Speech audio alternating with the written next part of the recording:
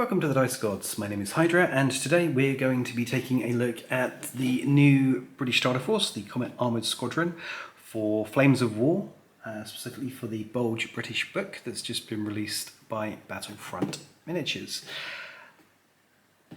If you are new to Flames of War, then these boxes are probably pretty new and shiny to you, so I'm going to run through what's in the boxes. If you saw a review of Bulge British last week, then you'll know that we're actually doing our first British army, and it will be based around the contents of this box. So we're not just going to be talking about what's in here, but the options of what comes in the box, the different ways that some of it can be built, and the direction we're going to be taking from here, as well as some other bits and pieces. But first, a big thank you to our supporter for this video, tabletopper.nl, who kindly supplied this box to us for review and to kickstart the army. So thanks to the team over there. If you're looking to source Flames of War, Infantry or GW products, as well as hobby accessories and consumables, then head over to tabletopper.nl and see what they've got. They ship worldwide and we highly recommend them. Now on with the good stuff. You've seen these boxes around. They offer exceptional value and come with a lot of good stuff.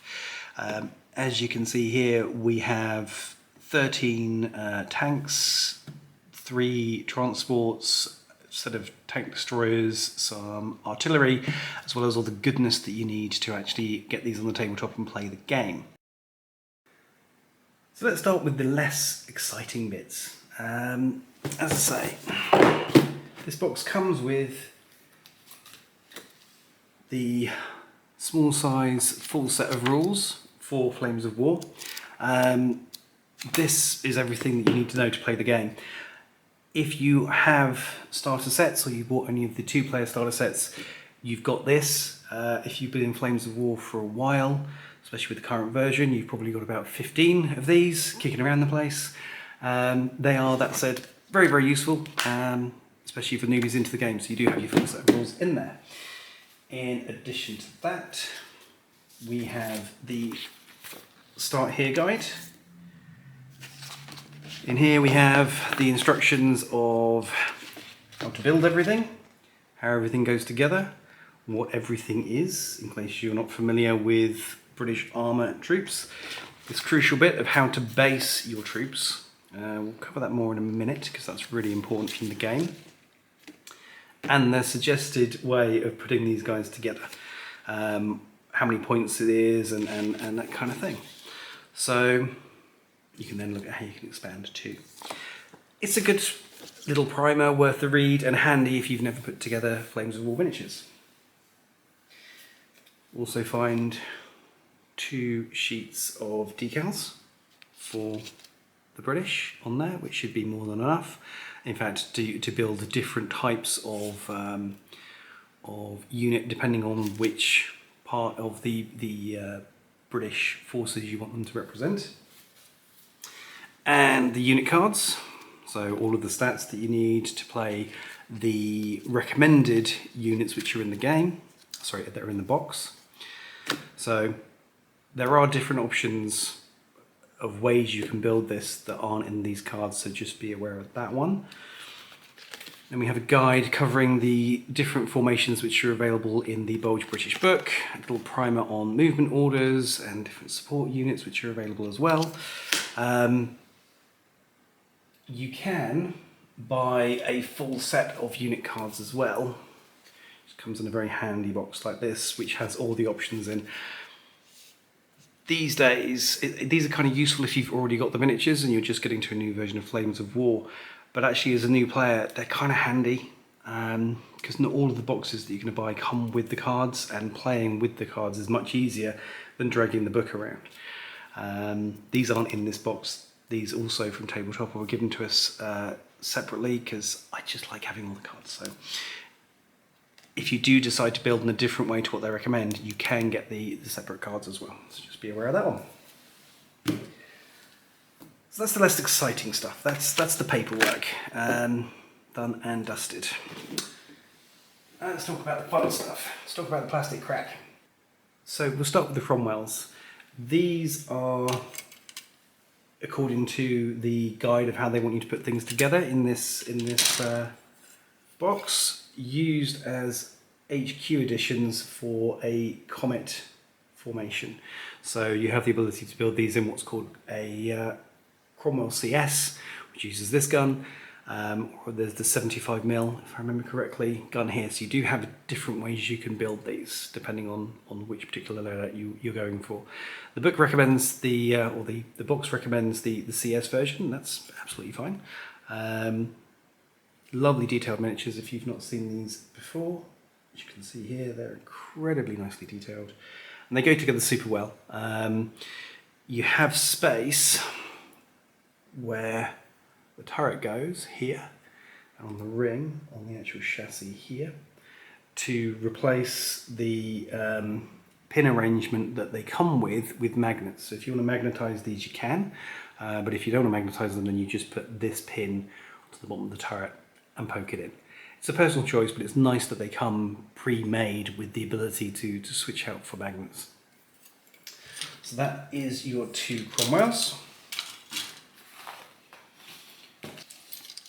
Next up we have 4 Comets. If you saw a review, you know that there is a lot of love flying around Dice Gods HQ for these guys. Absolute monsters on the tabletop and cute miniatures as well.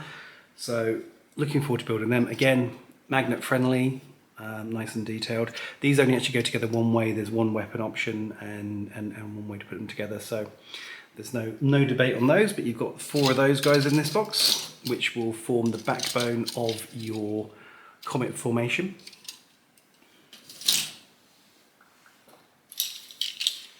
Sticking with the heavy armour, we're going to be looking at challenges next. These are another new addition that came in with the British Bulge book. Again, magnet friendly. These only go together one way, so yeah. There's not much to say about them apart from the fact that they are capable of ruining some big cat's days if you give them the opportunity to. So we're looking forward to getting these on the table. And again, there's 4 of these in this box. Now with a slightly different colour, we have a Chaffee recce troop. I think they're a troop. I'm going to be wrong on that one. Patrol, that's it. Chaffee recce patrol. So an American tank. This was to upgrade the Stewards. So these again go in the Comet formation. They only go together one way, so it's nice and simple. Cute little tank. These are a spearhead unit, so they help you with deployment. Again, see our review of the main book to find out more about that.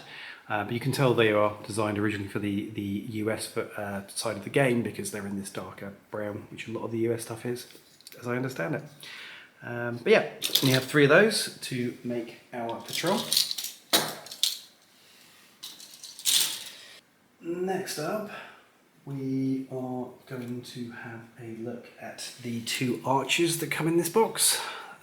These are a bit of an oddity. Self-propelled gun and a tank hunter, if you will. These are backward-facing monster guns, as you see there. I think they're 17-pounders from memory. This is me checking. Yep, 17-pounders. So you get 2 of these, which is the minimum size formation. This is a support option. Sorry, minimum size troop. So this is a support option for your formation. Yeah, I'm intrigued by these. They're quite expensive. I think they're 8 points for the 2, which in a 100-point game it's a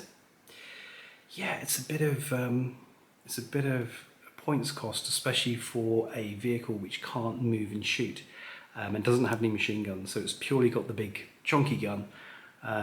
If they're stable, if they're stopped, sorry, if they don't move, then it gets 2 shots. But the second you drive these guys around, there's no shooting. So are we going to play them? Absolutely. Again, a good one for cracking open big cats, I think. But will they be a central part? Will I run a full gun Troop, probably not.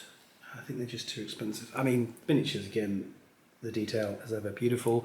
There's no turret on these, so there's no need for magnetising them at all. But yeah, I'm looking forward to building them. Looking forward to having them and seeing what they can do.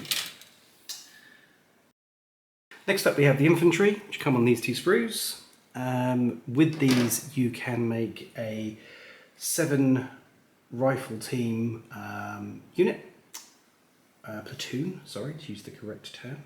So that will consist of 1 HQ on a small base, and then 6 teams on the larger bases. I'll show these in a minute. Then we have a Piat team and a mortar team as well. Now where are you on here? I saw you earlier. Piat. Ah, there we go, here's the mortars. So we have a mortar team as well. So these are for the Kangaroo Rifle Company. They're designed for in the book. They will be usable as Black Bull as well, which is one of the other formations in the book too, with some caveats on that. But we have these here, and that's more than enough to make the bases that are required. You can end up with some left over, which is really handy, and we'll talk about why in a minute. Last but not least, we have the Kangaroo transports and the Ram Kangaroo transports. Now, what you'll notice about these sprues is they have got a lot of bits. They have got a lot of bits. We have this hull and we have this hull. So these are the Ram Kangaroo transports. They're also the Ram tank, and these are the Sexton artillery. So you have all 3 options on one sprue.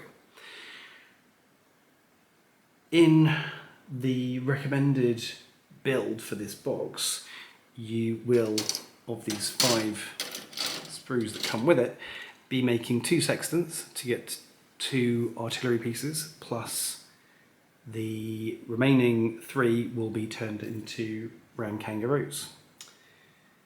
So that will get you the build that's in the box, but you can do some more interesting stuff with that. You can. I'll talk about that in a second. Bear with me.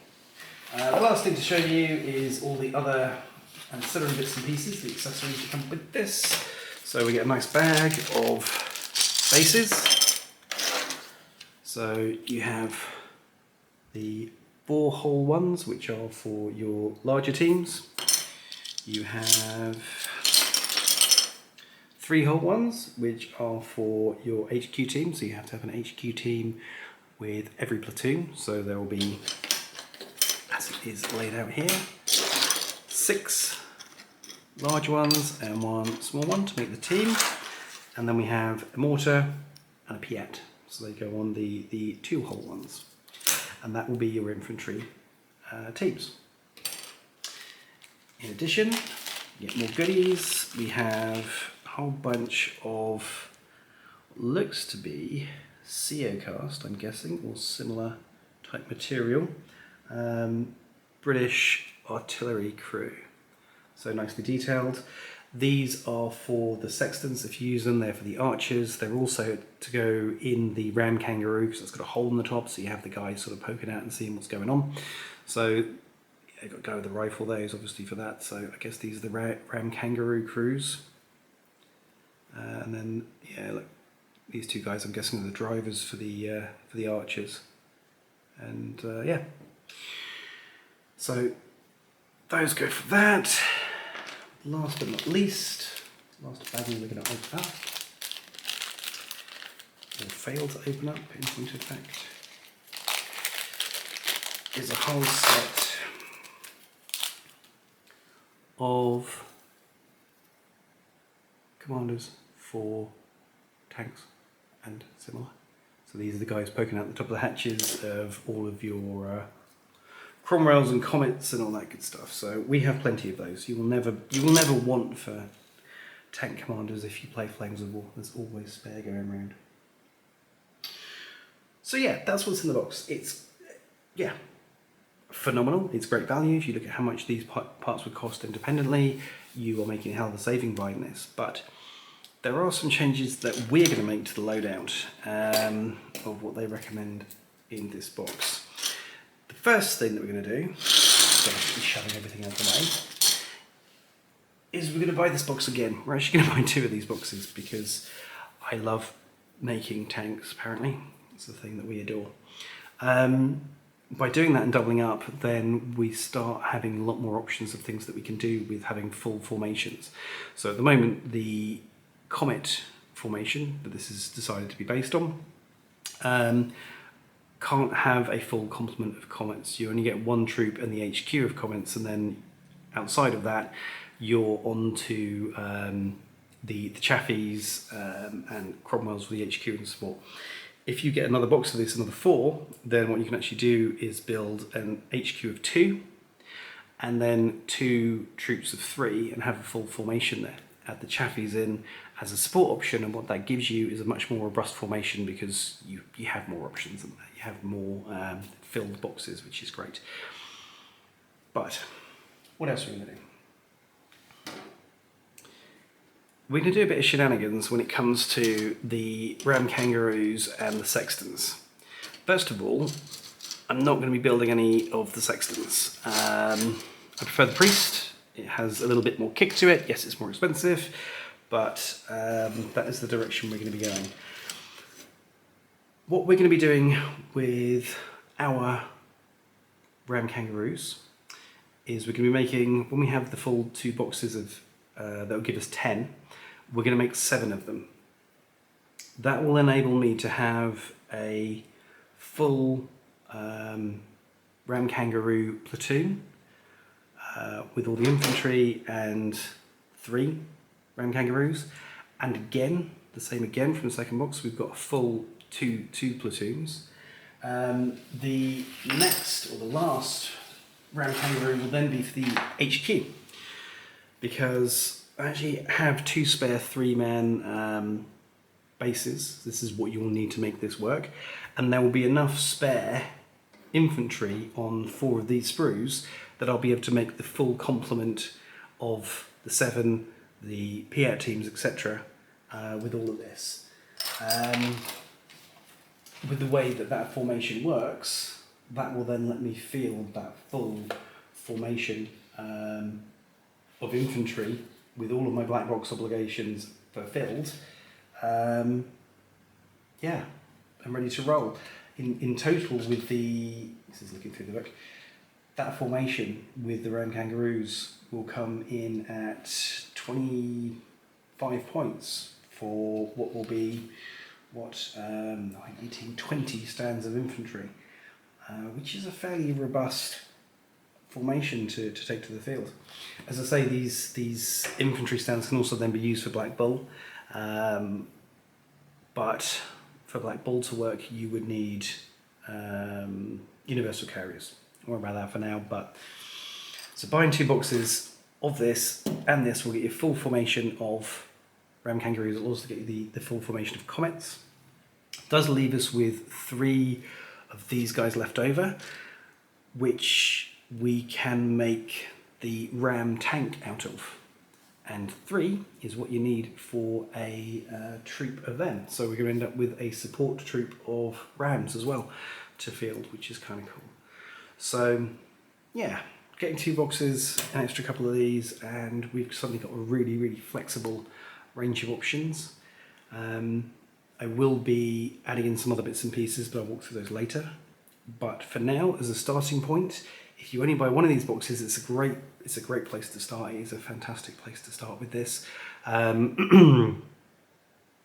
Whether I build the Sextons or not, your mileage will vary. If you're planning to invest in more stuff sooner, then maybe hold off building them as Sextons. They're great, but the problem with artillery is only having 2 guns in an artillery troop means that you need to re-roll your hits when you make a shot, because you've only got 2 guns in there.